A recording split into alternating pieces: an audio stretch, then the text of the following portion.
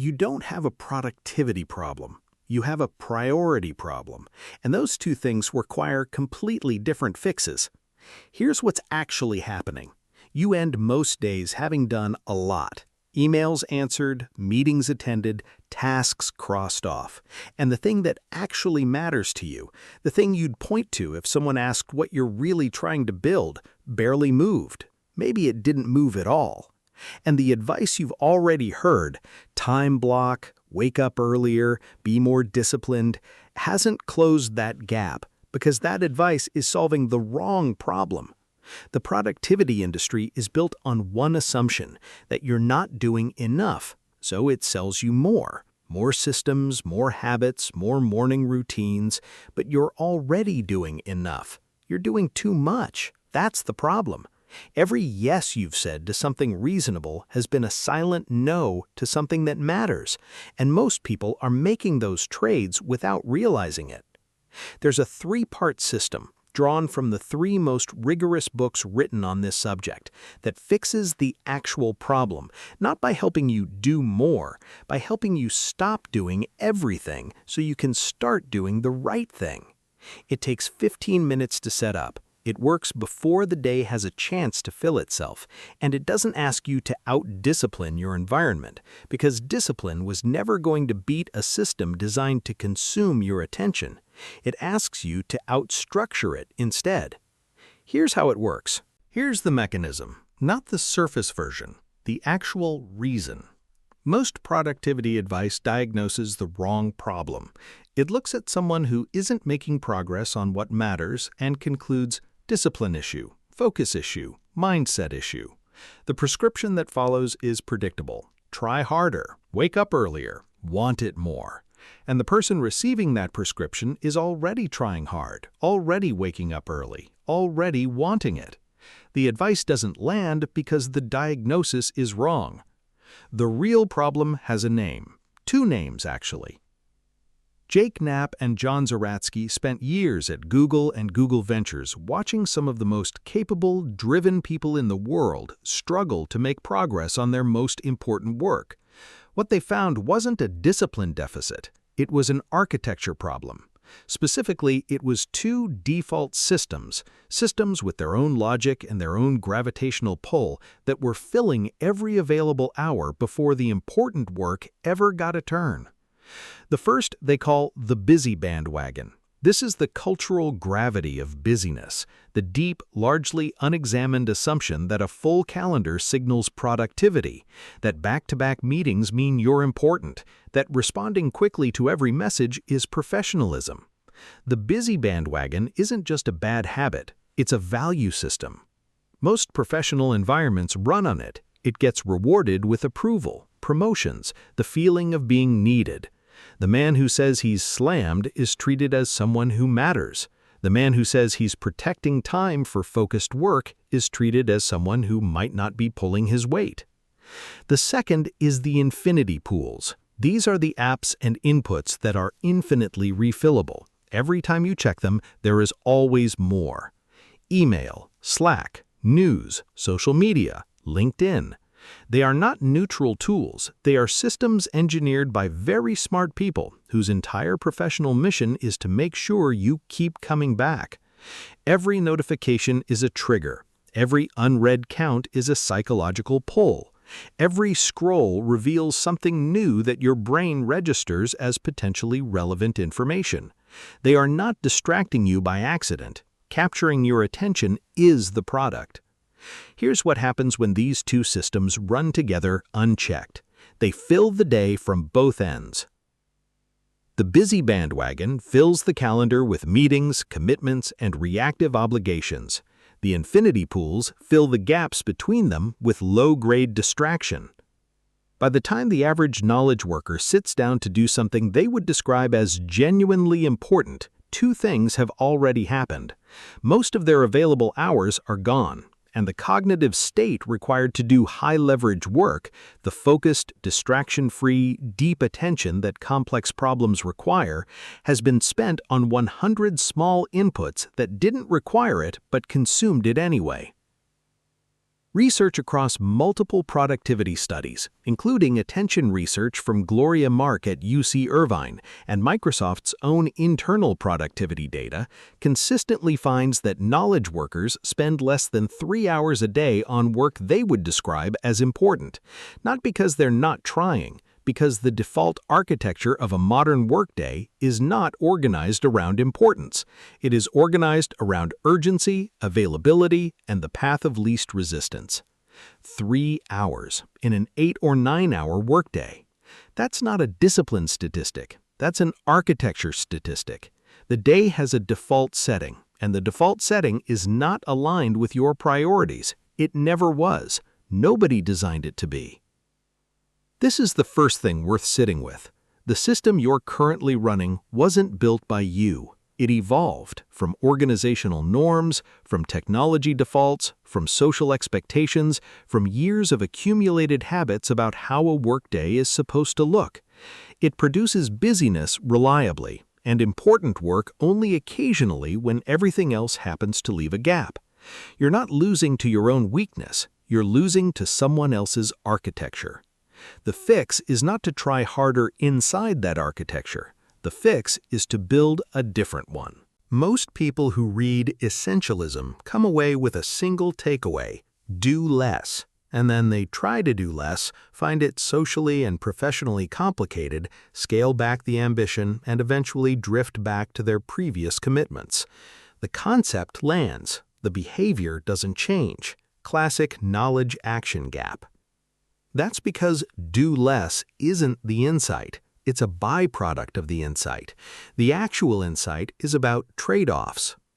Greg McKeown's central argument in Essentialism is not that less is virtuous. It's that every yes is a structural promise about where your time goes, and that most people are making those promises without reading the contract. When you say yes to a meeting, a project, a committee, a favor, a new commitment, you are automatically saying no to something else. Not metaphorically, literally. Time is finite. The yes takes time that cannot be used for the thing it displaced. Non-essentialists, McKeown argues, pretend this isn't true. They believe, functionally if not consciously, that they can add commitments without subtracting anything. That with enough discipline and efficiency, they can honor every yes without paying a cost. This belief is not stupid, it's human, and it produces a specific failure mode. The person who is stretched across so many commitments that none of them get the quality of attention they deserve, including the ones that actually matter. The mechanism that makes this hard to fix is asymmetry. The discomfort of saying no is felt immediately and precisely. You can measure it. The awkward conversation, the colleague who looks disappointed, the opportunity that seems to slip away. The cost of saying yes to the wrong things is paid slowly and diffusely, across months, across years, in the form of a priority that kept getting bumped, a project that never quite got finished, a goal that stayed permanently on the list. The human brain is bad at accounting for diffuse, delayed costs, so intelligent people consistently overcommit, not because they lack judgment, because the feedback loops are misaligned. McKeown's 90% rule is the tool that corrects for this asymmetry. The rule is simple. When evaluating any opportunity, commitment, or request, ask yourself, is this a clear 9 or 10 out of 10 against my highest priority? If it isn't, it's a no, not a maybe, not a let me see if I can fit it in, a no. The reasoning is this: the middle, the 6s, 7s, and 8s, is where most people lose their working lives. These are the commitments worth saying yes to and not important enough to protect. They are the meetings worth attending, but not worth prioritizing. The projects worth starting, but not worth finishing at depth. The favors worth doing, but not worth doing well. They accumulate, and their cumulative weight is exactly what keeps the 9s and 10s from getting the time they need. Here's what the 90% rule actually protects against: the feeling of productivity without the substance of it. A day full of 7s feels productive. Every item on the list was legitimate, every commitment was reasonable, every meeting had a purpose, and at 4 p.m., the thing that would have moved the needle most, the 9, the 10, got pushed to tomorrow, again. McEwen also makes an argument that is easy to miss because it sounds like self-care advice and isn't. He calls it protecting the asset. The asset is you, specifically your cognitive capacity, your energy, your ability to do the work that requires your best thinking. Sleep, movement, recovery, these aren't wellness recommendations, they are operational requirements. A system that consistently depletes the person running it eventually stops running. Most men over 40 who are struggling with productivity are not just running on the wrong priorities, they are running on depleted hardware. The two problems compound. The takeaway from essentialism is not do fewer things. It is every commitment is a trade-off. Most people are making those trade-offs unconsciously, and a single question applied once a week can change the direction of the entire week before it starts. That question is the first component of the system. We'll name it precisely when we build the framework, but here's the shape of it. Once a week, before the week starts, you identify the one commitment, project, or area of focus that if it went exceptionally well this week would make everything else feel secondary. That's your essential. Everything else gets evaluated against it. The things that score below a 9 against that essential do not get protected time this week. Not eliminated necessarily, just not protected. They get whatever time the essential leaves, not the other way around.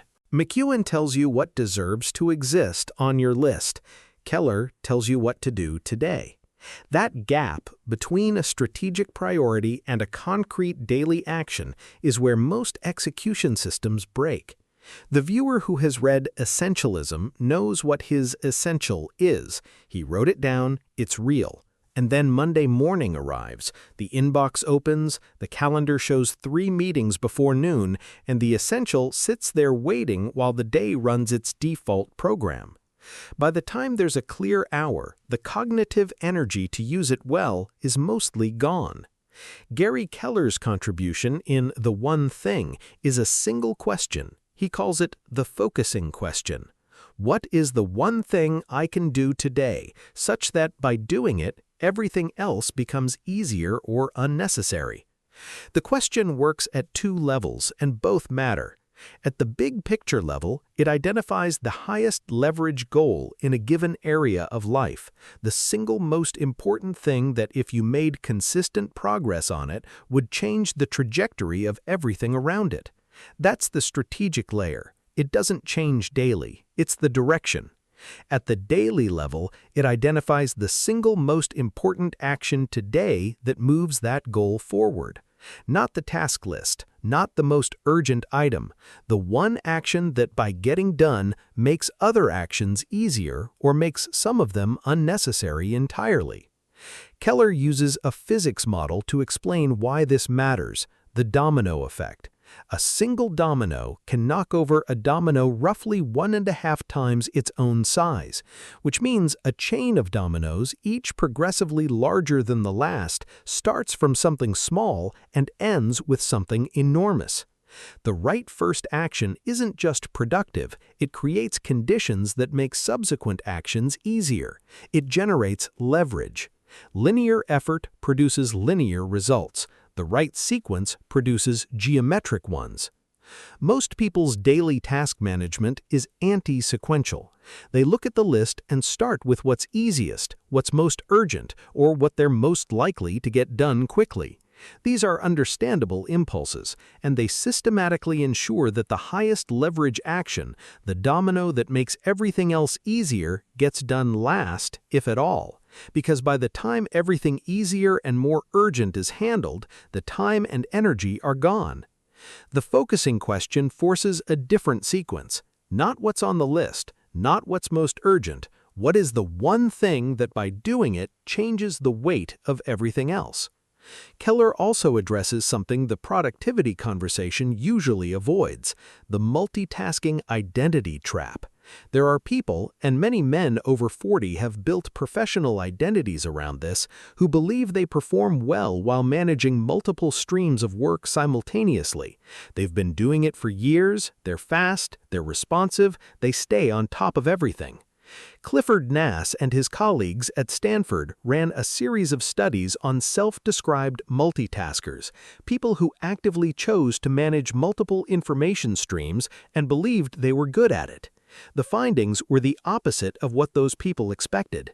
On every cognitive measure tested, heavy multitaskers performed worse than people who focused on one thing at a time. Worse at filtering irrelevant information, worse at switching between tasks, worse at holding information in working memory.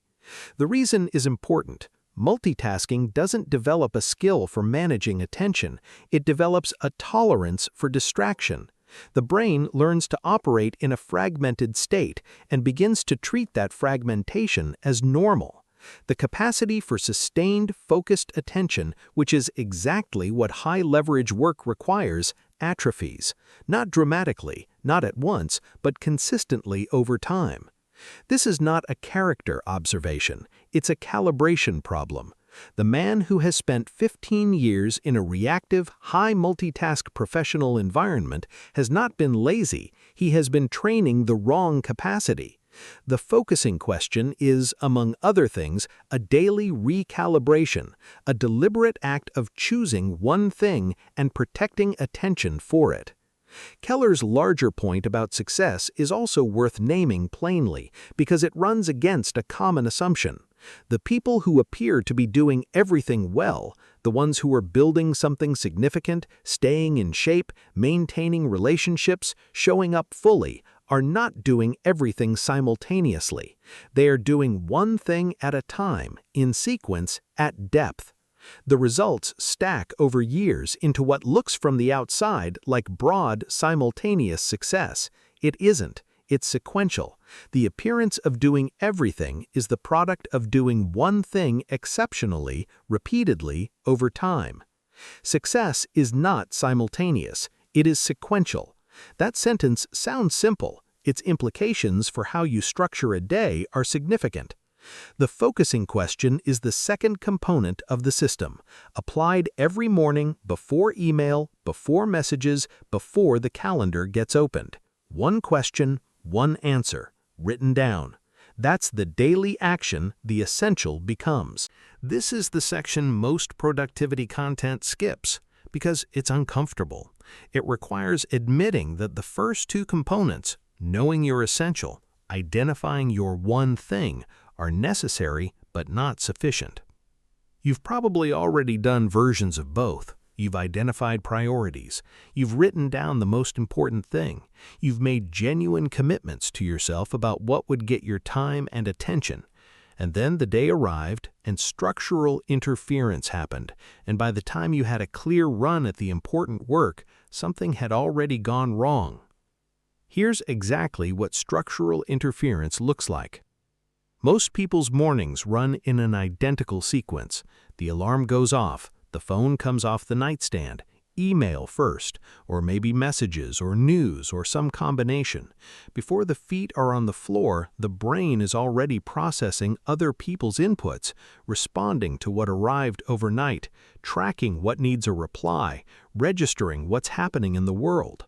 By the time the day officially starts, the mind is already in reactive mode, not because of a weak decision, because of a default behavior sequence running exactly as it was designed to run. Then the calendar opens, meetings start, colleagues need things, reasonable requests arrive from reasonable people. Each one is legitimate, each one is manageable, and together they build a wall between the start of the day and the important work that was supposed to happen in it, not through malice, through accumulation. Knapp and Zeratsky describe this as the difference between a default day and a designed day. A default day runs on autopilot. The calendar fills because empty slots look like availability. The email gets processed because leaving things unread produces low-grade anxiety. The meetings happen because someone scheduled them and declining feels like a statement. A designed day starts with a deliberate choice made before the autopilot kicks in about what gets the best hours. The mechanism behind default behavior is worth understanding clearly because it explains why willpower alone doesn't fix it. Default behaviors are not decisions, they are automatic sequences triggered by context. The phone on the nightstand triggers checking, the open laptop triggers the email tab, the Slack notification triggers a response.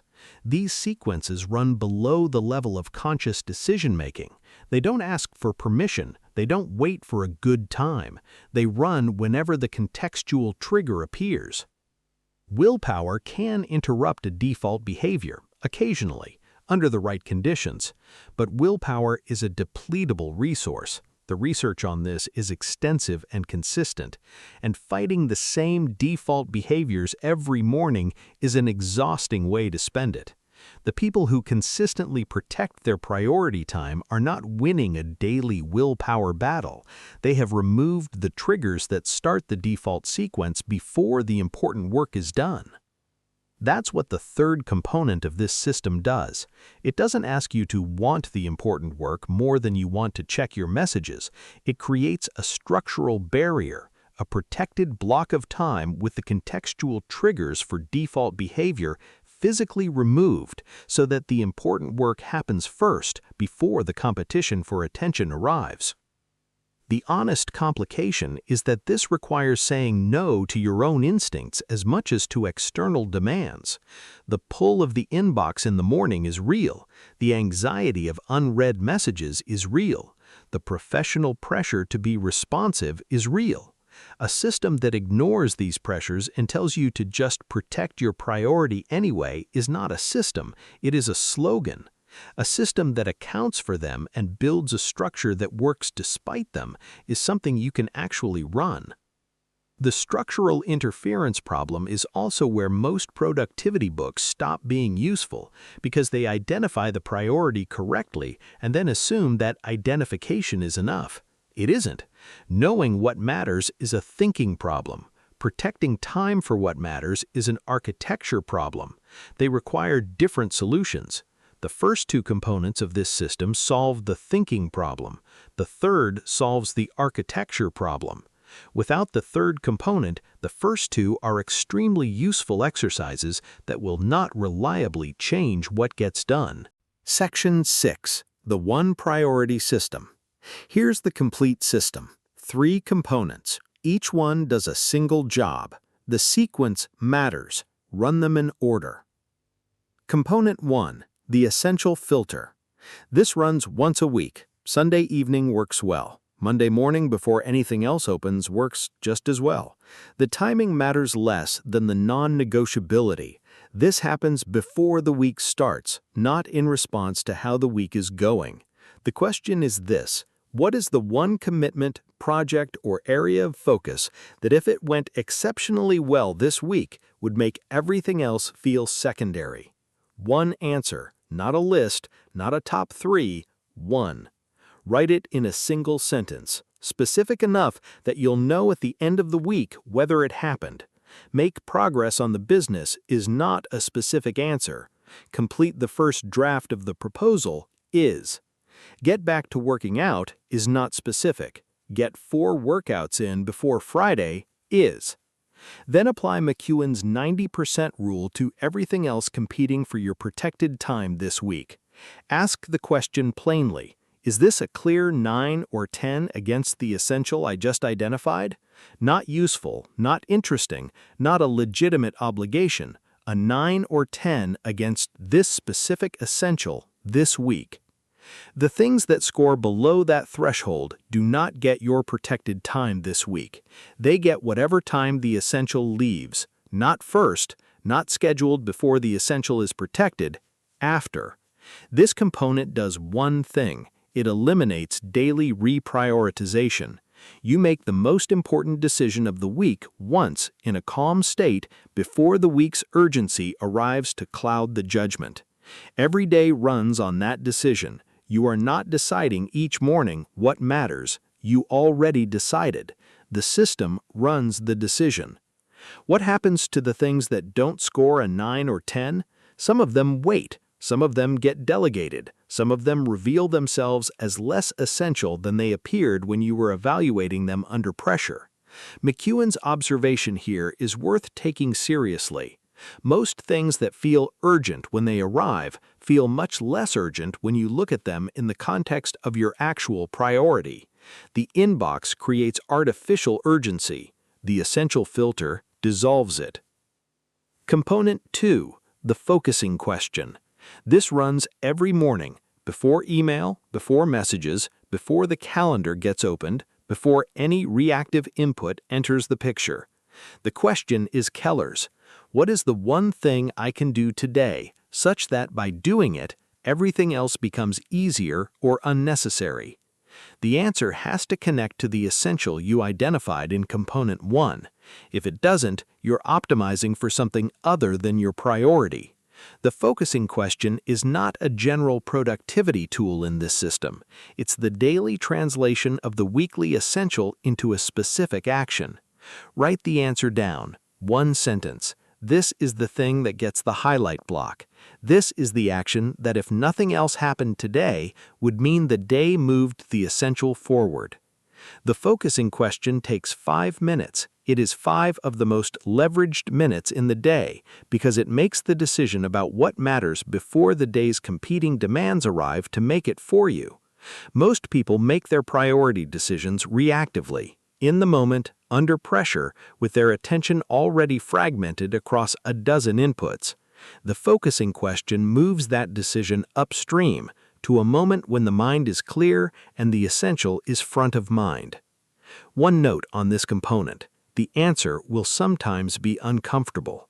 The most leveraged action is often the one with the most resistance, the difficult conversation, the complex creative work, the thing that requires sustained concentration rather than fast execution. That discomfort is signal, not noise. The things with the most resistance are usually the ones with the most leverage. The focusing question doesn't let you avoid them by filling the answer with easier tasks. It asks specifically for the thing that makes everything else easier. That answer tends to point directly at the thing you've been avoiding. Component 3. The highlight block. This is the structural solution to the interference problem. A minimum of 60 minutes, ideally 90, scheduled at the start of your working day, or at whatever time your cognitive energy is highest. During this block, one thing happens. The one thing identified by the focusing question gets work done. Nothing else. The mechanics are specific and non-negotiable. The phone is not on the desk, not face down, not on silent, not in the room. The contextual trigger for default phone behavior is the phone being present. Remove the trigger. Email is not open, not minimized, not checked quickly first, not glanced at. Closed. The tab doesn't exist during the highlight block. Slack, messages, notifications, same. Off, closed. The argument that something urgent might arrive during 90 minutes is almost always wrong, and the cost of being wrong occasionally is far lower than the cost of fragmenting attention every day. The calendar shows this block as unavailable, not tentative, not a soft hold, unavailable. Meetings do not get scheduled into it. If your calendar is visible to colleagues, this block looks the same as any other commitment. What you are doing during the highlight block is working on the one thing the focusing question identified, not planning to work on it, not reviewing notes about it, not doing adjacent tasks that feel related to it, the work itself. Here is why the 90-minute duration matters. The research on cognitive engagement, specifically the work on ultradian rhythms by Peretz-Levy and the applied work by Tony Schwartz on performance cycles, suggests that 90 minutes is approximately the natural arc of a focused work period before cognitive performance begins to decline meaningfully. 60 minutes works, 90 is better. 2 hours starts producing diminishing returns for most people. The highlight block is not about maximizing duration, it is about protecting quality, giving the important work the clearest, least fragmented attention available. The highlight block solves the structural interference problem by making the important work structurally prior to the reactive demands, not in priority on a list, but in actual chronological sequence. The reactive demands do not get access to your time until the highlight block is complete. This is not about ignoring your inbox forever. It is about making the conscious, deliberate decision that your priority gets your best hours before your inbox gets any. How the system runs. Sunday evening or Monday morning, answer the essential filter question. Write it down, one sentence. This is the essential for the week. Then, every morning before anything reactive opens, answer the focusing question. Write it down, one sentence. This is the one thing for today. Then, protect the highlight block. 90 minutes, no exceptions during the block. The reactive work starts when it ends. That's the system. 3 steps, 15 minutes of decision-making, 90 minutes of protected execution. Everything else in the day runs on whatever time remains. What the system does not do. It does not clear your calendar. It does not make other people's demands disappear. It does not solve every productivity problem you have. The meetings still happen. The inbox still fills. The colleagues still need things. The system's job is not to eliminate those demands. It is to ensure that before any of them get your time, the thing that actually matters has already been worked on today. It also does not require a perfect environment. A closed office is better than an open plan, but the highlight block can run in a coffee shop with noise-canceling headphones. It can run in a car before walking into the building. It can run in 15-minute pieces if 90 consecutive minutes is genuinely unavailable, though that should be treated as a temporary constraint to solve, not a permanent condition to accept.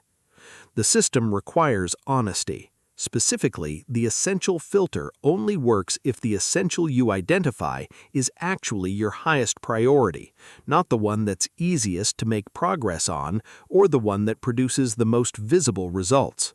The focusing question only works if the answer is the genuinely highest leverage action, not the most comfortable one. The highlight block only works if the phone is actually not in the room. These are not hard requirements, but they are real ones.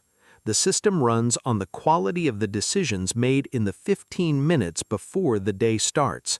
Those decisions deserve honesty. Why this system works when previous attempts haven't. Most prioritization systems ask you to make good decisions under pressure in the moment with your attention already distributed across competing demands. This system moves all the important decisions upstream to a moment before the pressure arrives. The essential is decided once, weekly, in a calm state. The daily action is decided once each morning before the reactive inputs open. The execution time is protected structurally, not by willpower. You are not fighting the default architecture of your day. You're building a different architecture that runs before the default one gets started. That's the distinction. That's what makes this a system rather than a resolution. 3 components, 1 system. Here's the plain version. The essential filter runs once a week and answers 1 question. What is the one thing that if it went exceptionally well this week would make everything else feel secondary? That's your essential. Everything else gets evaluated against it. The focusing question runs every morning and answers 1 question. What is the one thing I can do today such that by doing it, everything else becomes easier or unnecessary? That's your daily action. It connects the weekly essential to what happens in the next 90 minutes. The highlight block runs every day and does 1 thing, protects the time for that action before anything reactive gets access to your day. Phone out of the room, email closed. 90 minutes, the work itself. That's it.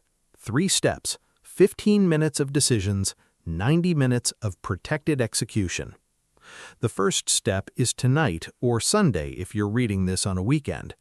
Answer the essential filter question for this week. Write it in one sentence, specific enough that you'll know at the end of the week whether it happened. That's the only thing required to start the system. One honest observation before this ends. The difference between people who apply this system and people who don't is not effort, it's not intelligence, it's not even motivation, which is appropriate because motivation is exactly what this system is designed to make irrelevant.